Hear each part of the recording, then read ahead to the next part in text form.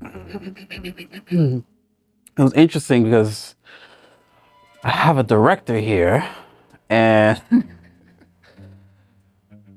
put some respect on the director's name, Joseph C. Grant Jr.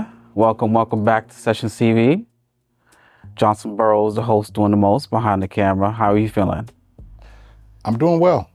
The reason why Thank you for asking. I'm doing fantastic.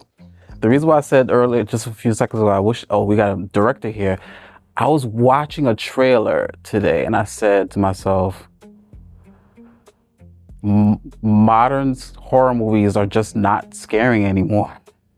And I said to myself, is it because, and it wasn't just me, it's like, are we older now? We just like, we've seen it, done that, or it's just that people just be lazy with horror in regards to movies?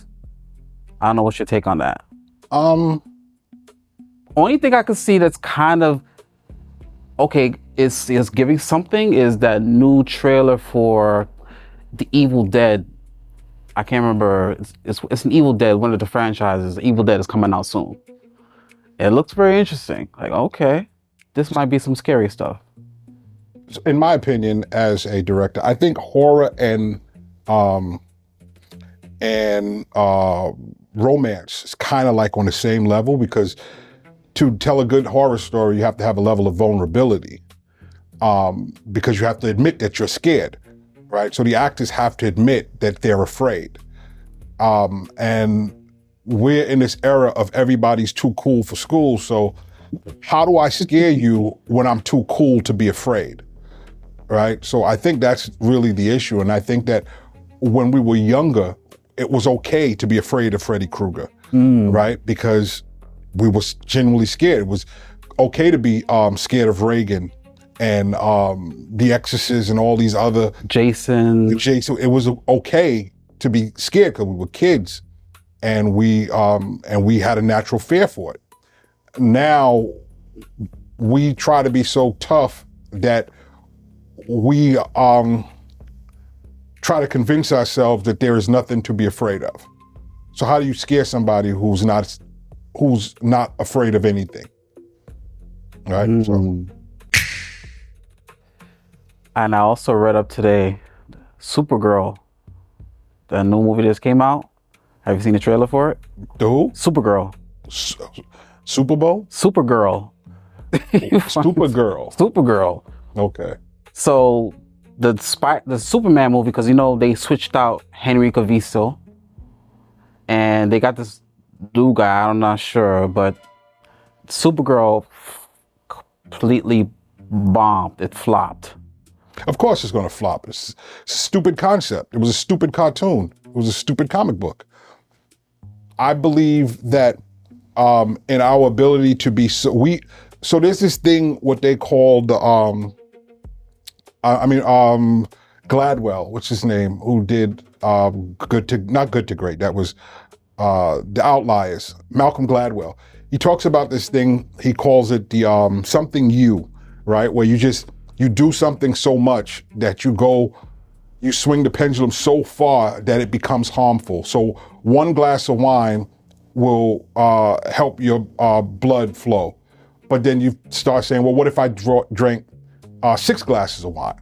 It's no longer helping your blood flow. Now you're drunk, right? And I think that with equality, we've gotten to the point of drunkenness, right? So it's cool to include certain situations but then you get to the point of absurdity, and then people say, wow, okay, cool. I'm not buying it anymore. So the audience is checking out and God, I don't want anybody coming at me, but I gotta say what I gotta say, right?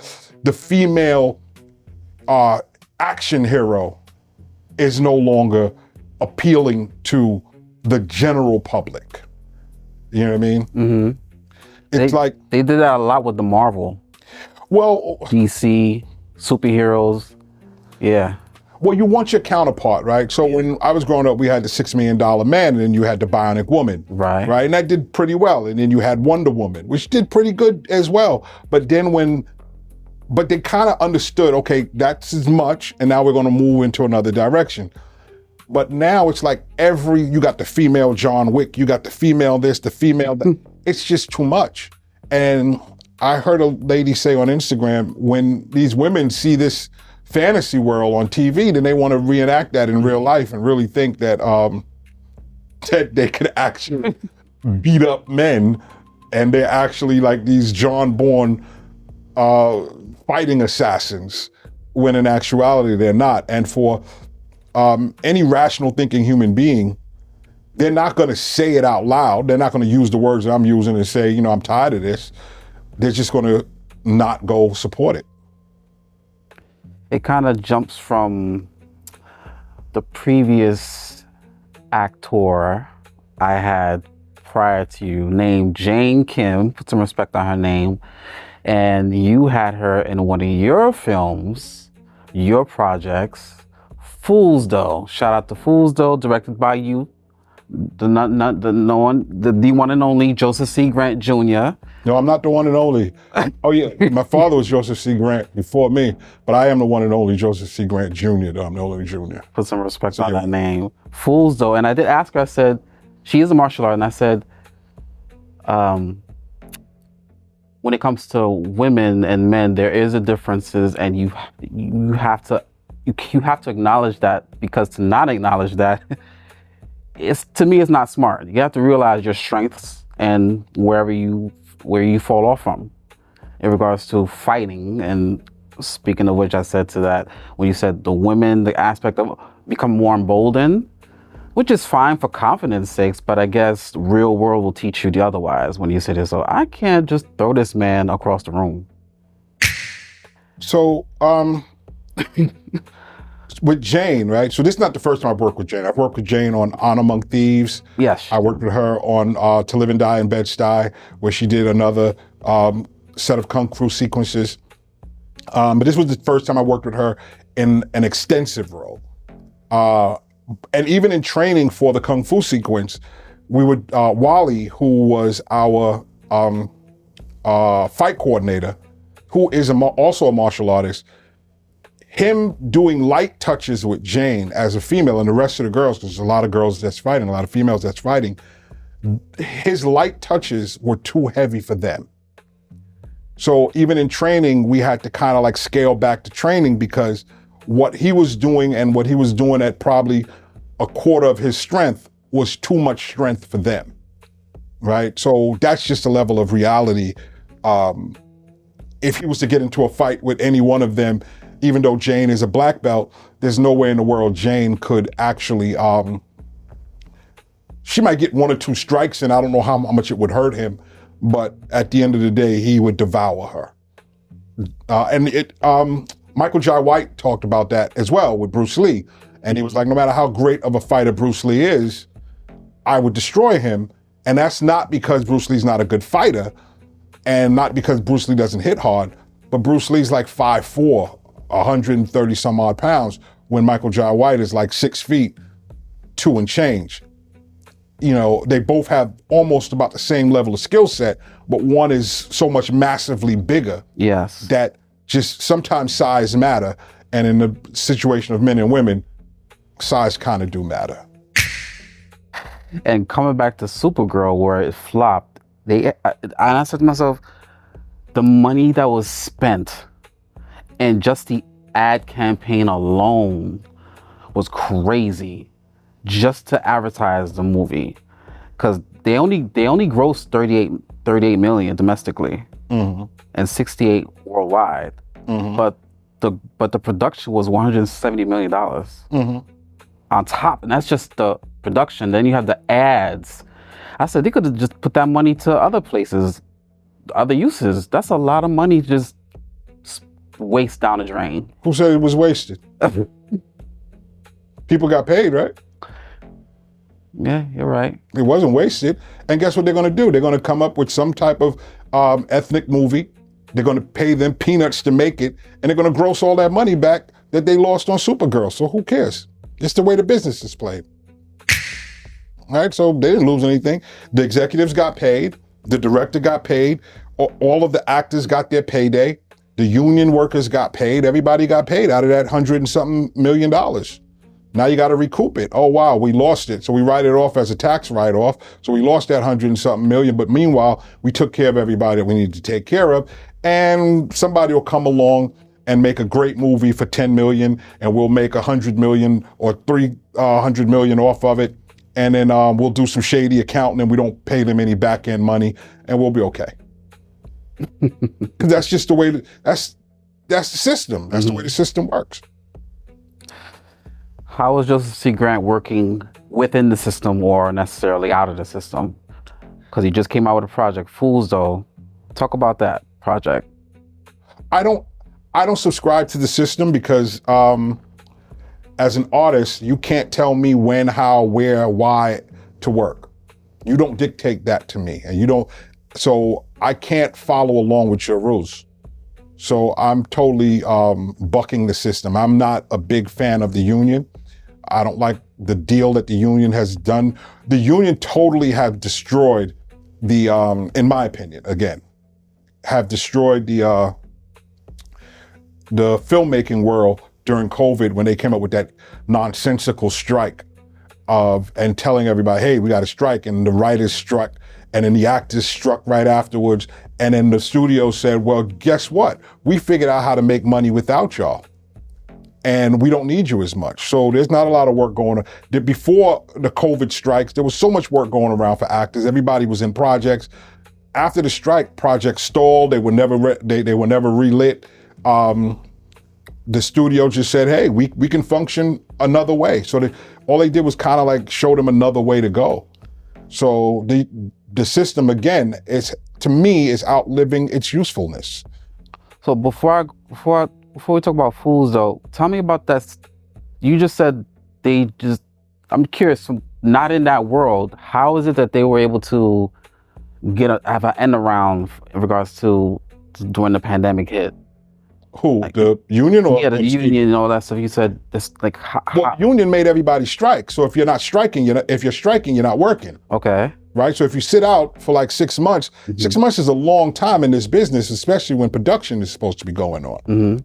Right. So if we're striking, if we just came out of a writer's strike and then we go right into an actor's strike, the entire industry is shut down for almost a year.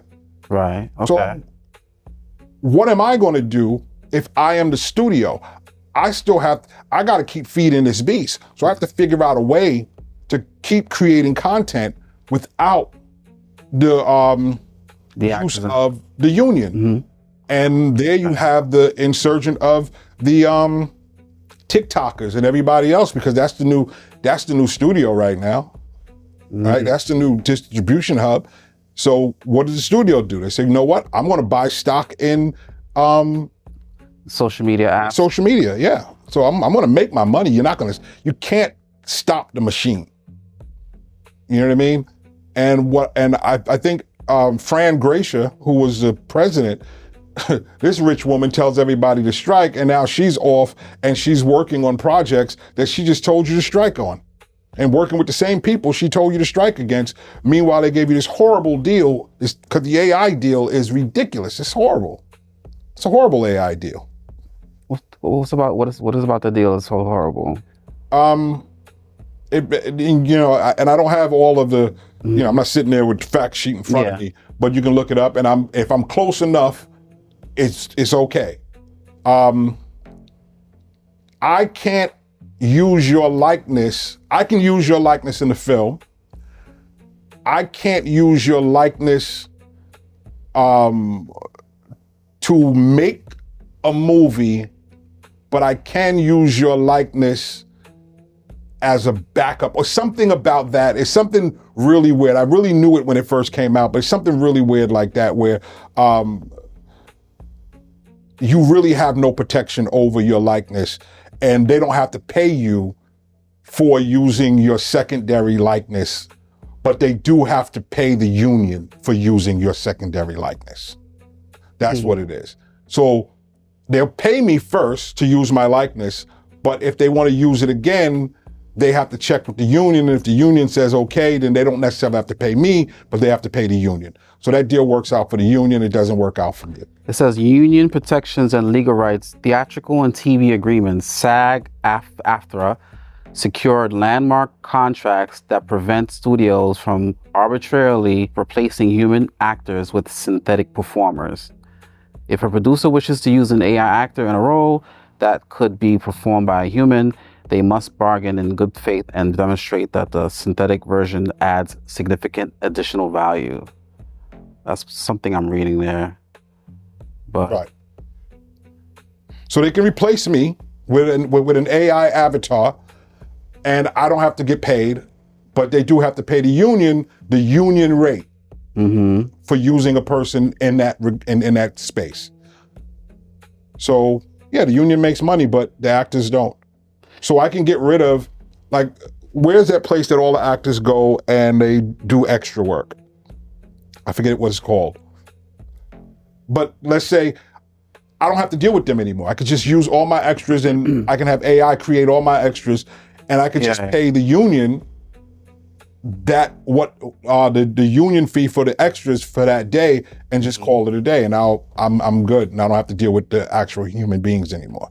Now, they do say controversy in synthetic actors. Synthetic performers, startups and production companies have utilized AI tools to generate entirely synthetic, non-human actors like Tilly Norwood, who headlines the upcoming feature film Misaligned. That's crazy. An AI actor? So it's not real actor, just an AI actor heading up a movie? A complete movie? Okay. The backlash is developments featuring AI-only stars have drawn significant condemnation from major unions. Critics point out that these creations lack human experience and threaten the livelihoods of traditional actors and background extras. Wow. Yeah, so nice job, Fran. Thank you. You put us all out of work for a year for that. Thanks a lot. Appreciate you. The other part of the union that I don't like is that you can't work on non-union projects, but there's not enough union projects going around, especially for Black actors. So yeah, and I think I mentioned this before. When I'm casting for projects and people say, well, is this a union project? I said, no, it's not. And they said, well, I can't work on it because it's not a union project. I'm like, okay, all right. Because the unions are banging down your door trying to get you to work in projects. If you're an actor, your job is to act, to work, to keep your gun sharp, right? So constantly be out there working. As a director, I'll direct anything. I'll direct a goddamn a third grade play if they ask me to. I don't care. My job is to keep my gun sharp and learn something new and constantly work with new talent. The fact of a movie completely being headlined by an AI actor, that's crazy to me. I mean, that's not crazy, but it's crazy because it's an AI actor. It's not real. But that's the person that's heading the film, quote unquote. It's so, like, what's the problem? It takes away the, what do you say, food out of actors' mouths? So what? What's the problem? What's the problem? I'm just trying to understand, like, the argument as it sounds is taking food out of actors' mouth. How? How is me making an avatar of a person and making a whole film of it taking food away from an actor? They say it could go to a real actor playing that role. So go to Broadway. Do live shows. And Avatar can't do that. AI can't do that. AI can't stand on that. I just went to see two plays. I went to go see Proof, and I went to go see Joe Turner's Come and Gone. I'm a August Wilson fanatic. So I watched that. This is my second time seeing Joe Turner on Broadway.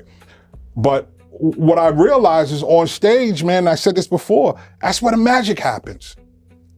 That's where the magic happens. The Cedric Entertainer was wonderful. And Don Cheadle, oh my God, what a master at his craft, a master at his craft. And I think that with this whole new AI nonsense, that Broadway and stage performances is the next way to go. So basically it's pivoting. Basically who? Pivoting. Got to pivot as an actor. It's not pivoting, you have to pivot. Broadway has always been there. Stage has always been there. But people look down their nose at stage. They look down their nose at Broadway. I'm a movie star. There's no such thing as a movie star anymore. no more such thing as a movie star. So you might as well go do Broadway. And I always told all my young actors, I always tell them, find a playhouse and work on that. If they don't have one, create one. Create one. Get a bunch of your friends together and do plays in black box theaters. Act. Charge $20 for people to come in so you can keep the lights on. But act. Is that something you're going to do for yourself down the line? I've directed plays before. I've directed, 2 summers ago, I directed, what was that? Ma Rainey's Black Bottom. I'd love to direct plays. Like I said, it don't matter. You tell me what it is, I'm on it. I don't care. Say, Joe, we ain't got no money. I don't care. I'm not doing this. The money doesn't dictate how good I become. You know what I mean? So my love for what I love the craft. I don't love the money. I appreciate the money that comes along with the craft. But if the money isn't there in the beginning, it doesn't stop me from doing the craft. Right? Yeah, because there's people who say, oh, how much is this paying this? Is this paying that? If that's your first initial thought for everything, then maybe it's not for you because your passion is not there. If it's my first initial thought for? If every situation is always about the money for you, then I guess it's not the craft. The craft is not enough for you because you always want to get paid. Well, you love the craft of money. Right. If every conversation you start with starts with money, no matter how talented you are, then you love the art of money. You know what I mean? So it's nothing wrong with loving the art of money, but don't masquerade it. Be straight up.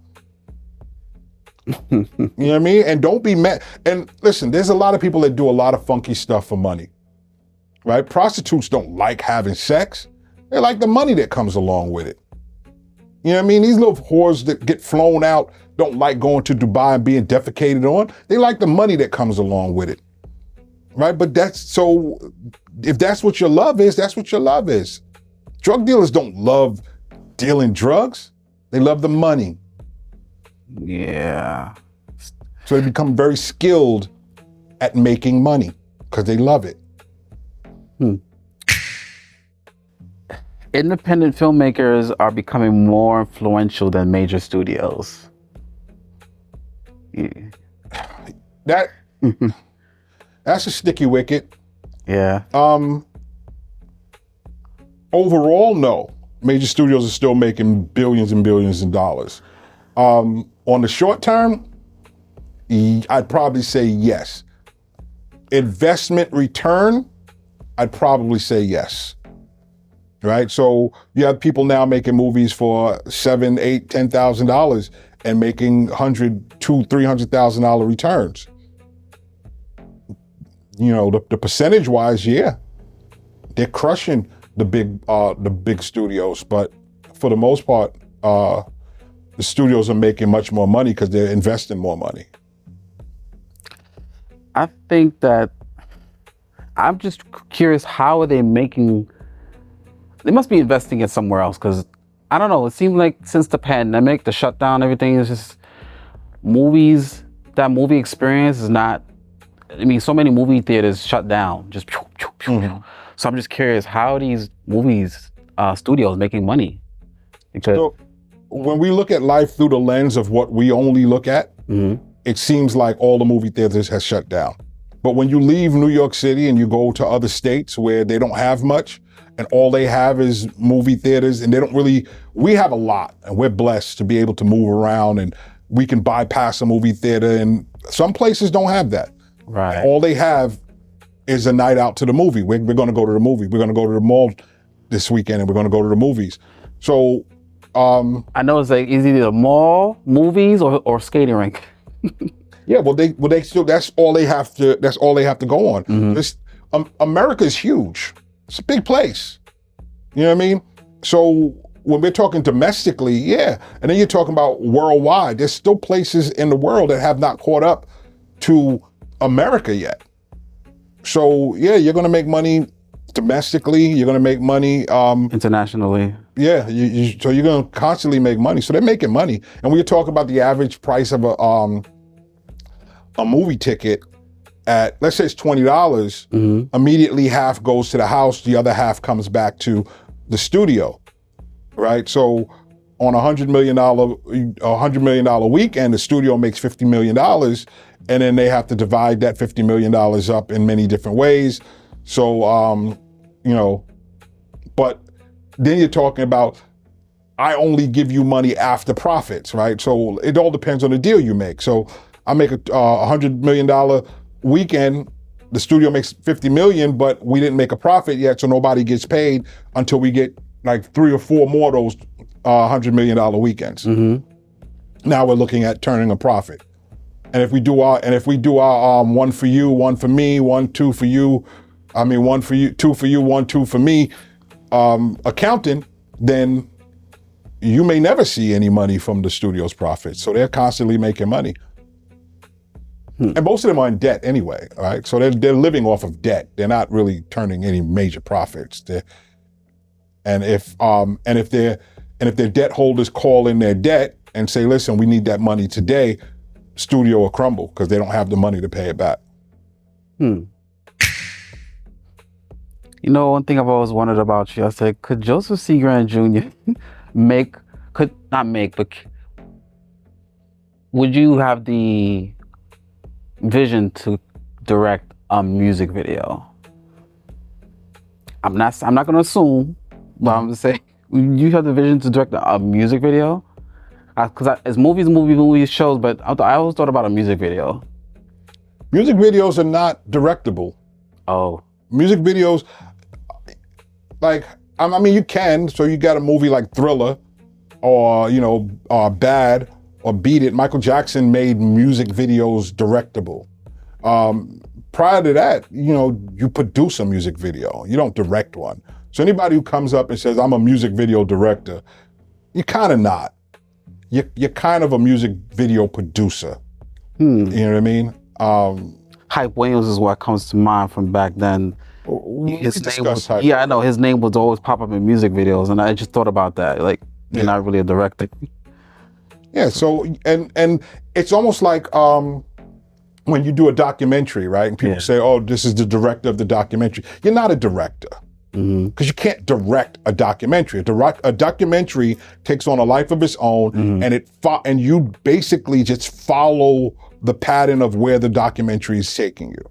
So you can't direct a documentary. You can produce a documentary, but you can't direct one. So a documentary, a music video, similar, you can't direct those. No. So you take a person who directs music videos or documentaries, the average person, and who are very skilled at that, and you throw them into directing a narrative, right? You say, okay, you got to direct this comedy. 9 out of 10 times, they're not going to do a good job. You tell them any genre, you tell them to direct it, they won't do a good job. What it will do, though, it will look very, very good.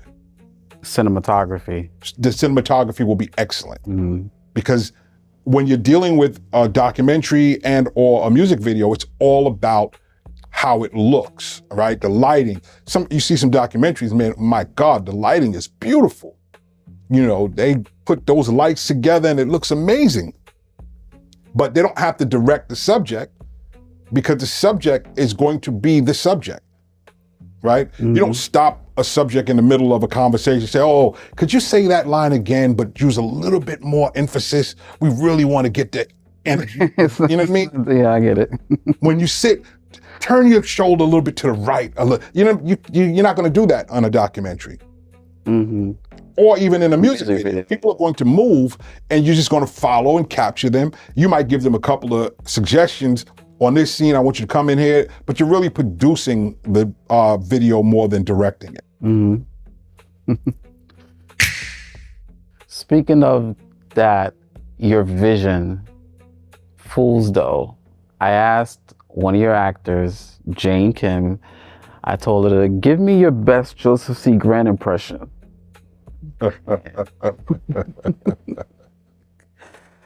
when you see it, you'll see it. I'm not gonna tell you, but when you see it, you'll see it. And I said, but I'll mention the words she said. She said, "Listen, I'm the director. Let me direct. You act as you act. Let me direct y'all."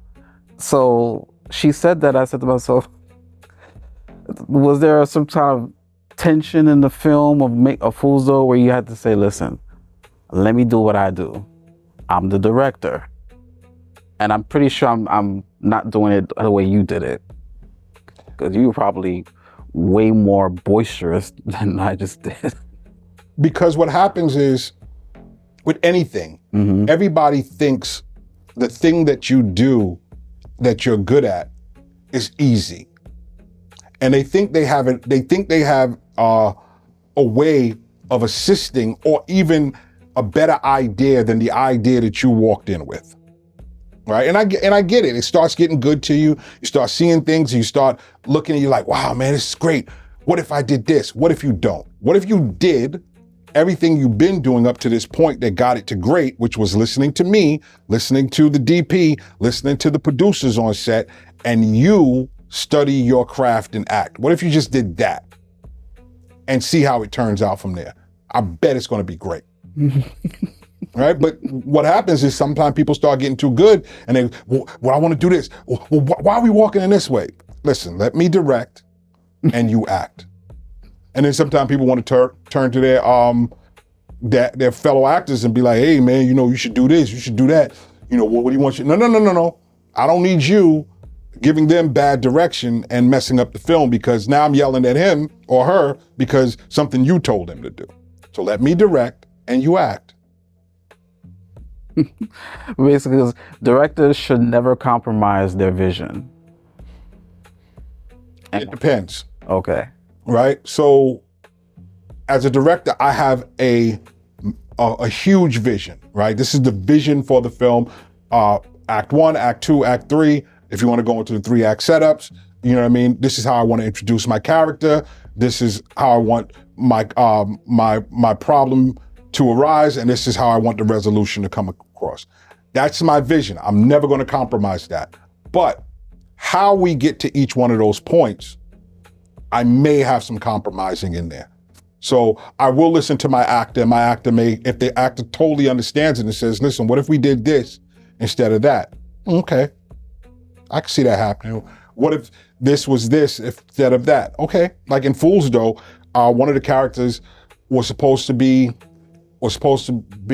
something else. And Mr. Commodore said, what if we gave him a glass eye and, we changed his name? And I'm like, wow, that works. Okay, cool. Yeah, let's do that. All right, so yeah, compromise, only a fool knows everything. There you go with these lines. Yeah. That's one of the things I love about your character, and I do say your character, is that you have a way of saying these things that it just hits. And, coincidentally, you are a trained boxer. So, maybe that has to do with it. Like, if I'm gonna hit him, I'm gonna hit him. Boom. Yeah, I played sports most of my life. From the age of 11, I played football. And it was contact sports. So none of this out of the way, oh, you hit me, you're foul, none of that. It's like, no, you in here, you're gonna get hit.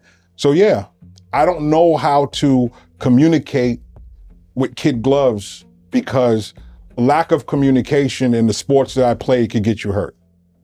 Mm-hmm. Right? So I can't worry about how my coach is yelling at me from the sideline or what he's saying to me when he pulls me over on a timeout, because he only has a certain amount of time to give me that information before I go back in. And if I don't get the information properly, I can get myself or someone else hurt. If you're boxing, you can't worry about your coach yelling, God damn it, keep that left. You can't worry about the fact that he's yelling at you because he's yelling at you to save your life. Right? So you can't be like, oh, you hurt my feelings when you said, what the F am I doing? I don't know how to, so you gotta know that if you're on set with me and I go off, it's not because I don't like you. first of all, if I don't like you, you're not on set with me. So me going off is just my way of saying, I need you to be better than this, because you have the ability. But it doesn't come from a place of malice. Right. It comes from a place of love. Speaking of Fools Though, again, I notice a pattern that you do. And I don't know if I mentioned this before, but you have a pattern. I've seen it twice, which makes me think that's just what you normally do, is whenever they do the screenings of the movies or shows, you stand the whole time. The movie could be 4 hours, you're still standing. And I say to myself, okay, first of all, he's an athlete, because ain't no regular guy just standing like that the whole time. With that being said, what's going on in your head when you just watching your project being seen by others and you just stand there to the side? What's going on? It's like it reminds me of you being a fly on the wall. Yeah, that's what basically it is. I'm reading the room. Mm-hmm. I'm just reading the room to see how people react to the project, how they react to certain characters, to see if certain gags work, if they don't. I'm just reading the room. I'm just, and sitting down, it's hard for me to read the room because now my focal point is only in one direction, opposed to me standing, and I can scan the room a lot better. How was that in regards to Fools Though at the Newark movie theater when you were scanning? Anything that jumped out at you? No. Okay. I mean, outside of the fact that the gags work, that one of the hardest things to do, I don't care what anybody thinks, and that's why we have so many bad ones, is a comedy. Comedy is extremely difficult. Because comedy is all about timing, it's all about knowing, and timing is not about, how to drop the joke. It's how long to carry the joke along, when to let go of the joke, when to introduce the joke. How do you make a situation that's extremely serious become somewhat of a folly? Because, and I tell the actors all the time when I'm directing, comedy is not meant to be funny, all right? Comedy is only funny because it's funny to us. A man falls down, his feet goes up in the air, his shoe comes off and hits him on top of the head. That's not funny to him. That actually happened to him. He fell. His feet went up, not because he wanted them to, involuntarily. They went up in the air. His shoe came off, not because he had that set up. It hit him in the head. A shoe falling from about 3 or 4 stories down, hitting you in the head hurts. But to us, that's funny. So when you're playing comedy, you can't play comedy funny. Comedy is something that happened to make us laugh, whatever that something is. And we're not trying to make you laugh when we do it. Mm-hmm. Right? That's satire. If I'm trying to make you laugh, then that's satire. That's situational comedy. That's different than doing a comedic movie. And that's why Eddie Murphy was so great at, and still is so great at what he does, is because in all of his movies, especially his early movies, 48 Hours, Coming to America, he wasn't trying to make you laugh. He was just doing things. And the things that he did just happened to be funny. Like him standing there saying, good morning, my neighbors. Yeah. And the guy yelling, fuck you. Yeah. We laugh at that. Yeah. He's from Africa. He doesn't know you're not supposed to do that. So he stands out on the fire escape. Good morning, my neighbor. Fuck you. And he's thinking, okay, cool. Fuck you too. He's not being funny. He's just being. Wow. We're laughing wow. because it's funny to us. But it's not funny to him. Wow, I never thought about it like that. Right. Yeah, okay.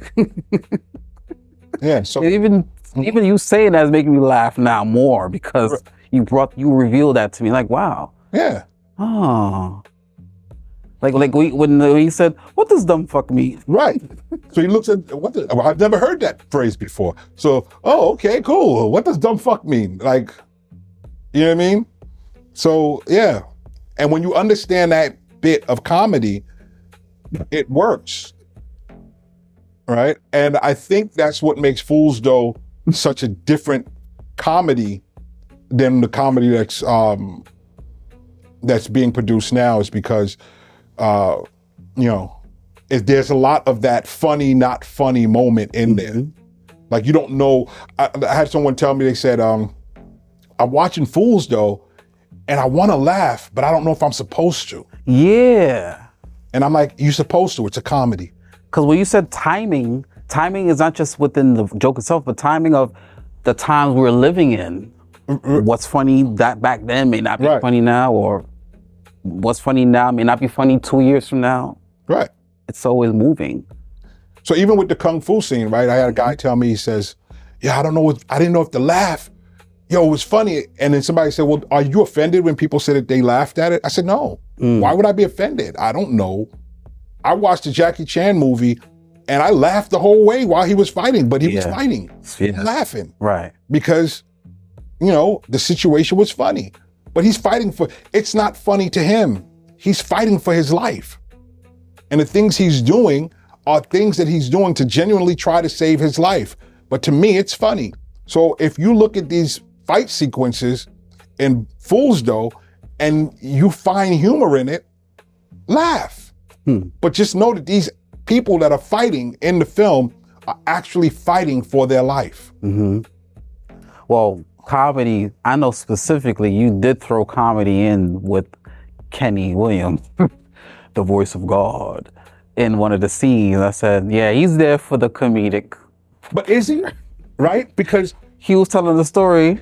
He's telling a story, not to give anything away. Yeah. He's telling a story of something that actually happened. In their world, this actually happened. It's funny to us. Yeah. But he's not trying to be funny. He's literally saying, yo, this actually happened. What are you mad at me for? It happened. What's the problem? Right? And JT's like, yo, man, shut up, because I don't want people to know about this. And so they're having a real life conversation that we're listening to that we find to be funny, but it's not funny to JT. It's funny to us, but it's not funny to JT. Well, right? Even when he starts off and he starts talking about the guy, he's serious, like, wow, that's really messed up. It's not funny to him. It's funny to us, but he's not trying to be. And if you look at his delivery is not trying to be funny. He's not trying to make you laugh. He's just telling you a story. Wow. That's an enlightening. So how compare that screening in Newark to the screening in Atlanta? In what way? Your experience, did you stand there as well? Did you ate, everything was, would you say, because I know Atlanta's a whole different, you did tell me, comedy is comedy, regardless of where you are. But I did want to actually get a take of, how similar was it? Very similar or not? This is different. Very similar. Okay. Right. People laughed at the same parts that they laughed at. Their attention was their attention. Atlanta was a slightly older crowd. So some of the profanity was a little bit heavy for them. Really? Huh. People pretend. People pretend, but but for the most part, it was the same. It's the same vibe. It's the same vibe. Who, and I think I asked one of the actors, who broke character the fastest? So now that I have you here, which character, I can say actor, broke the fastest as far as their lines, or they laughed when there was a scene? Who would you say broke their character the fastest? So I'm going to sound like a bit of a tyrant, but that's an unfair question to ask because I don't allow people to break character. Right. Right. So we're working. Again, it's a comedy, but when I'm not trying to make you laugh. every actor that delivered, whether it was comedic or otherwise, they delivered from a place of seriousness. I didn't have any of my actors deliver none of that. Mm-hmm. You know what I mean? So to answer your question, the person who broke character first was me. It's true. Me and Roman, we were the two that broke characters. The two that you would never expect to break character. That's why I laugh. It was me and Roman. One time when Irv was doing his stuff in the store and Roman broke character and laughed along with Dana. Everybody in the room broke character at that point, but Roman did it first. And when we were doing the Kenny Williams scene, I broke character and I had to actually walk away because I was becoming disruptive. So that's funny to me. Yeah, so they didn't break character. I broke character. That's one for the actors. Yeah, which means that they were doing a phenomenal job. Right, so kudos to them. Speaking of doing phenomenal jobs, the best actors are usually the most difficult to direct. You agree to that or you disagree with that? I disagree. I disagree because the best actors are the easiest to direct because they come with a plan. Like, I don't have to with Dana. I don't have to direct Dana. Right? Yeah. Watkins comes on set. We talk about it a little bit, and then Dana gives me something. I'm afraid of Dana. And Dana brings a character, and he develops that character, and boom, there it is. Anthony, I don't have to direct Anthony much. You know, I give him something, we work on it a little bit, and then boom, we get on set, and then he gives it to me. No, the most difficult actor to direct is an actor without a plan, an actor who believes that they're better than what they are, and they cannot admit that they don't have a plan for the character. Because once you have a plan for the character, all I have to do is say, well, he walks in the door and he goes and sit down. You're gonna walk in and show me something you're gonna walk in with a limp, you might walk in tired, you might walk in and stop, search for your cigarettes. Oh, shucks, I don't. All right, then you'll start up again, you'll walk, you'll take your seat, look around. Okay, great, cut. That's all you need to do, right? Yeah, but you gave me more than what I was expecting, and it works. A bad actor will walk in and just sit down, and I say, well, give me something. Well, what do you want me to give you? I don't know what to give you. You don't know, I don't know. You don't have a plan. Okay, great, got it. Now we have tension. Eesh, tension. Right. How do you deal with tension? I don't know, because I don't usually work with bad actors. If it were to happen, how would you? It's not gonna be any kitten gloves. I don't see you giving any kitten gloves to a person who's giving you tension. It's like, okay, you're gonna have to put your hands on them, or I'm like, listen, you know what? Thank you for working here, but I'm gonna go a different direction. Another actor. I don't know. Like I said, I haven't really encountered. If I'm working with a person that's going to give me problems, it's usually a day player. So I just won't work with them ever again. So I'll get through the day, and that's it. We just don't work together anymore because you obviously don't like my style of directing, and I definitely don't like your style of acting.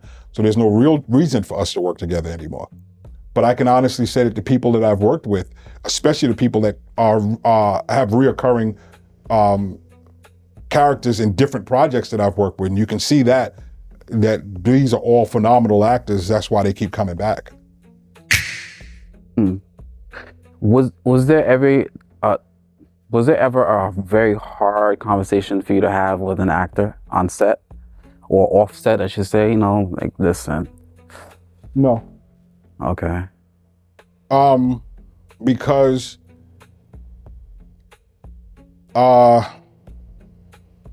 if we're working, it's about the craft. You're not my friend. I'm not your friend. And me being friendly and being your friend and letting you get away with bad habits or do something that's not good, it's not just affecting me and you. There's about 30 other people that are involved that's counting on this production to work. So I don't have the luxury of having difficult conversations. I just have the conversation. Now, if you take it as something, if you take it as a difficult conversation, then that's on you. But all I can do is give you the direction necessary to make the scene work. They say Hollywood has become too afraid to offend audiences. How? They're afraid to offend audiences nowadays. Hollywood, I guess, with movies. I don't think you have that. I don't have that problem. You cannot offend an audience, right? Yeah. I can't, how can I offend the audience that people are out there committing adultery, they're stealing, they're robbing, they're screwing children. You weren't about me offending you? I got your attention for an hour and maybe 30 minutes. And I've offended you? With all the crap that's going on, with all the music that's out there, with all the suck this and hold that, and I'm a scam bitch, and I'm a this, and my titties are bigger than yours, with all that going on, the kids smoking and drinking everything and shooting each other in the face, whatever I did on this screen for an hour and 30 minutes somehow offended you. Wow, that's a good one. I don't think I can do that. I think it was what they call like selective outrage, selective rage, selective anger. They choose what they want to be offended about. Right, like I can't offend you. It's almost like when somebody tells me, I'm an atheist. It's okay, you're an atheist. And then you talk about Jews. So whoa, but you're an atheist. How can you be an atheist, but actually acknowledge a religion of people? How is that even possible? That prays to a God. You don't believe in a God. So how can you acknowledge anything? Mm-hmm. Whether it's a Baptist, a Catholic, what is it? Nothing. You should not acknowledge anyone's religion. Muslim, nothing. You should never call someone a Muslim. You should never call anybody a Jew. They should just be their names because you do not believe in God. So the hypocrisy of people, and they stand so righteous in their belief. So when they come to me and they say, I'm offended at bottom bitch, I say, really? Weren't you just playing WAP? How are you offended at bottom bitch? You know what I mean? So, no, I don't believe I can offend people. It's not my intent. If I wanted to, I could, but it's not my intent to, and I go out my way not to be offensive. I mean, your intent, in my perspective, your intent is to tell a story. And if the story happens to be about this, then so be it. Right.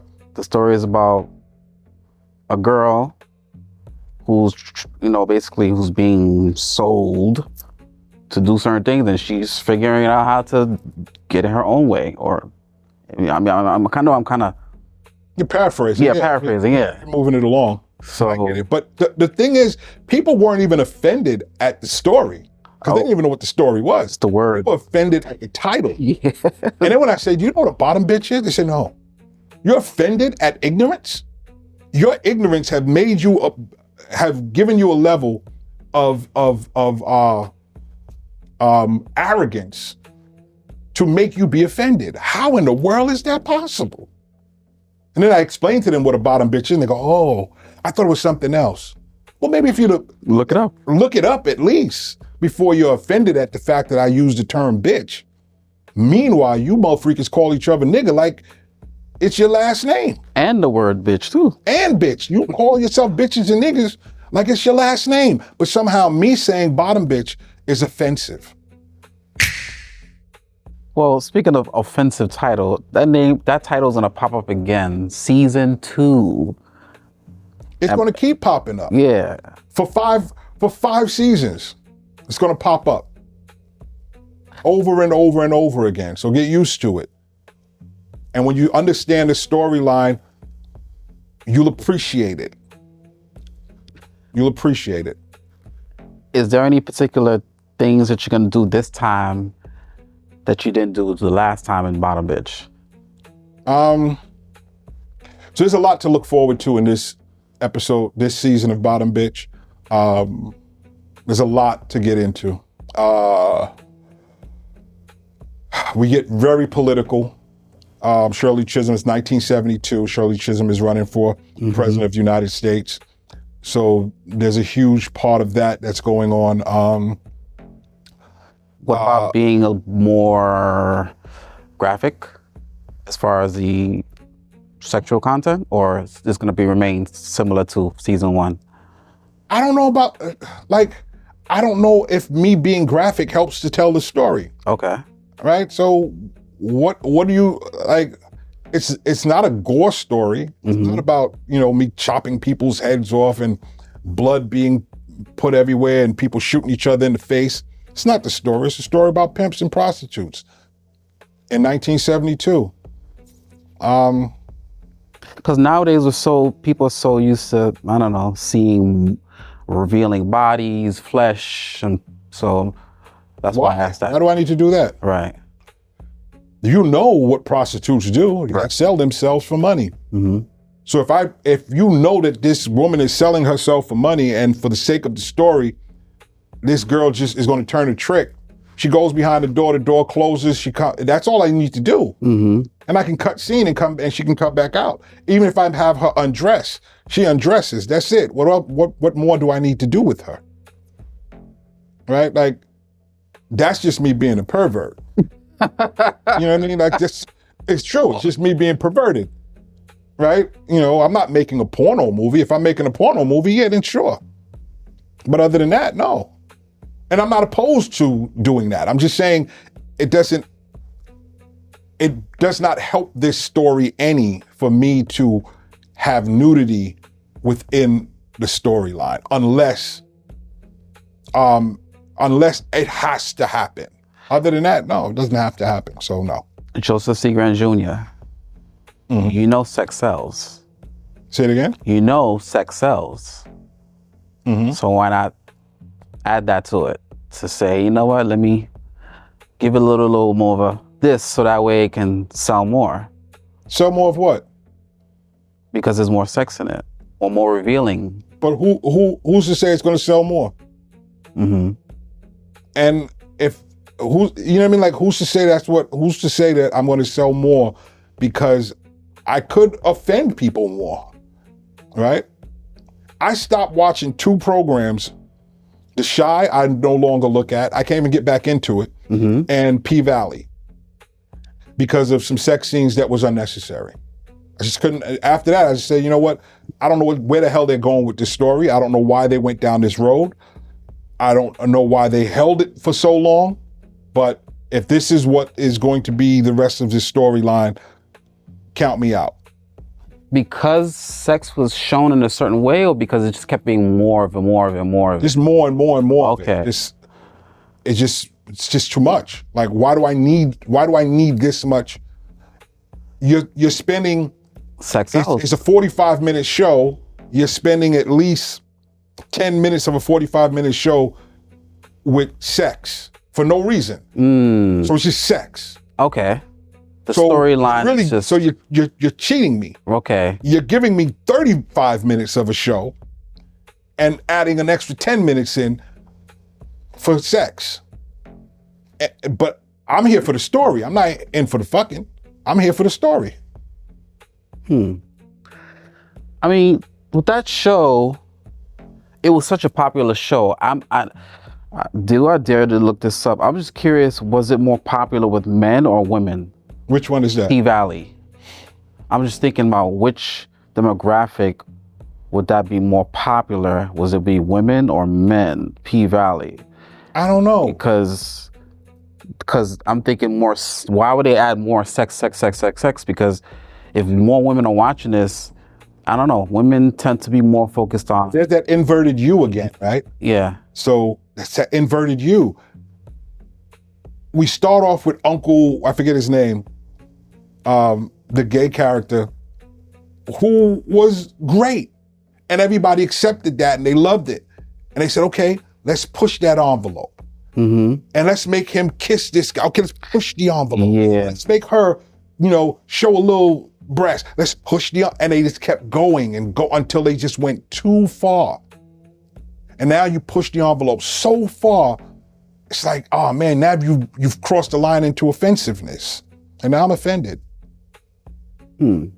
Right? So you got to know how far to go and say, okay, this is it. Now let's bring it back. Let's bring it back. And they didn't know when to bring it back. They just kept going. And I'm sure that they still have a decent following, but I know that they lost a lot of viewers because of that. Yeah, I'm one of those viewers because I had the same sentiment where are we going with this? And I kind of just fell off. Right. And even though people said, no, the other season ain't like that. I'm like, I can't get back into it because I have such a stain on my brain from what I just saw. Unless I'm in the mood for that, that's not helping me. So and there's so many other programs that don't have that. Why not?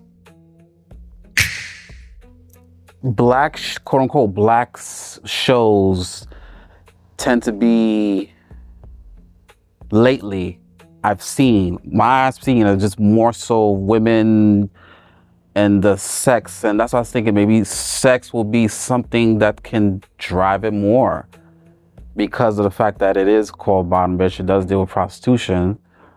Even though it's from the 1960s, I'm thinking, well, that could be another push to say, hey. So let's look at this project. Foxy is the main character. And there was a scene where I could have shown Foxy, and I wrestled with this for a while. I can show her having sex with Anthony's character, Robert, right? And we could have done it. But then I thought about it. I said, this girl's 15 years old. This man is at least 30-something, or at least in his late 20s. How do I justify showing a 15-year-old girl having sex with a grown 30-something-year-old man on camera and make that palatable to the audience? Yeah, you're right. Yeah. There's no way to do that. Right. So I said, nah, we can't show this. So people might say, wow, so you see her take her clothes off and then you see her put her clothes back on. And I wanted to drive home the idea of this girl just being 15 years old because she has on almost like when she takes her pants off, she has on some real childish underwear. Yeah. And I wanted people to see that. And then it cuts. The door closes, it cuts, and then they wake up, and then there it is. So you got to put that in your mind that that's what happened. I'm not going to show you that. I can't. So we have Foxy's coming back. I hope she is. Yeah. So Ariana's coming back for Foxy. Coco's going to come back to play Vicky. June is coming back to play Pam. Anthony is going to be playing Robert. We have a lot of new characters that are coming in. Dana's going to come back and play Aaron, the serial killer. Frank is coming back to play the reporter. And then we have a lot of new characters. Shirley Chisholm, Richard Pryor, Ike Hayes, Sammy Davis Jr., Muhammad Ali. So 1972 is going to be the Jackson 5. 1972 is going to be chock full of a bunch of different things. Sonny Carson. It's going to be a fun-filled ride with a lot going on. That's all I can say. Season 2 is going to be amazing. I'm looking forward to that. And I'm glad you mentioned about black television shows because there's a show that's on, and I have to say this because it is the most degrading show I've ever seen in my entire life. And I know everybody's going to come for me on it, and I don't give a rat's ass. So what? It's called the Miss Pat Show because it could be good.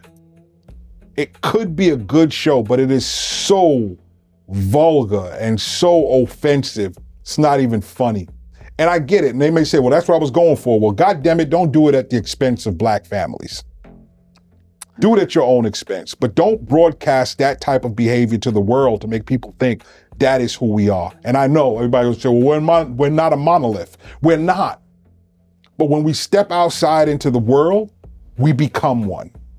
Because people in China, they don't know how to differentiate what Miss Pat is doing from what Joseph is doing because we're both black. And they see us all under the same umbrella. So yes, the show touches on amazing topics, and I love the direction and the message that the show tries to put out. But what I hate is the niggerdom that accompanies the show. All right, and it's just outrageously offensive. As a black man, I see them. They took off Amos and Andy. They took off the Little Rascals. They took off so many black shows that were on in the past, and somehow this shit makes it on television. On BET Plus and Paramount. But it makes it on television. It makes it on BET Plus. Yeah. And you talk about Good Times being bad, and Good Times was a great television show. You had a family that stuck together. You talk about Red Fox and Sanford and Son. And here's a man, his wife dies, and he raises his son by himself. You know what I mean? And although he might have been a bit rough around the edges, everybody else around him balanced him out. In the Miss Pat show, there's no balance at all. Everybody's just, fuck it, doing whatever they want to do. It's just, to me, it's, I don't like it. I think it could be good. I think it just needs a little revamping because unfortunately, it is the only sitcom that's out right now that's talking about the topics that the Miss Pat show is talking about. And there are conversations and discussions that we need to have. So I love the direction of where the show is. I just don't like, the way they get there. You know what I mean? And I think a couple of tweaks on the next season could make the Miss Pat show one of the greatest black shows that has ever been developed, next to the Cosby Show and Good Times and the Jeffersons and things of that nature. It could be mentioned in that same breath. I think the Miss Pat show has better concepts than the Upshaws, but the Upshaws is more palatable than the Miss Pat show.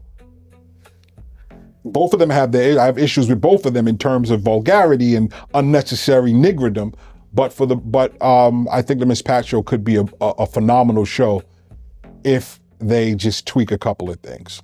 Well, from what I read, it's being renewed for a 6th season. Yeah, it's doing amazing because we live in a niggerish society. I've never seen the show, so I'm gonna check it out. Yeah, see what you're talking about. And when you watch it, you'll understand what I'm saying. It is the equivalent to drill music, but on television. It says latest episode, rent a N exclamation mark GG with the ampersand sign. So it's basically rent a nigga, but they're spelling nigga not with the actual letters, but the N exclamation mark GG and the @ sign. I'm like, what? So I see what you mean. Okay. It's a multi-cam sitcom that blends comedy with drama, addressing real-life issues like immigration, sexual abuse, and racism. Okay. I will check it out to see what you're talking about. BET Plus, you should check it out. They're in season 3. They just wrapped season 3.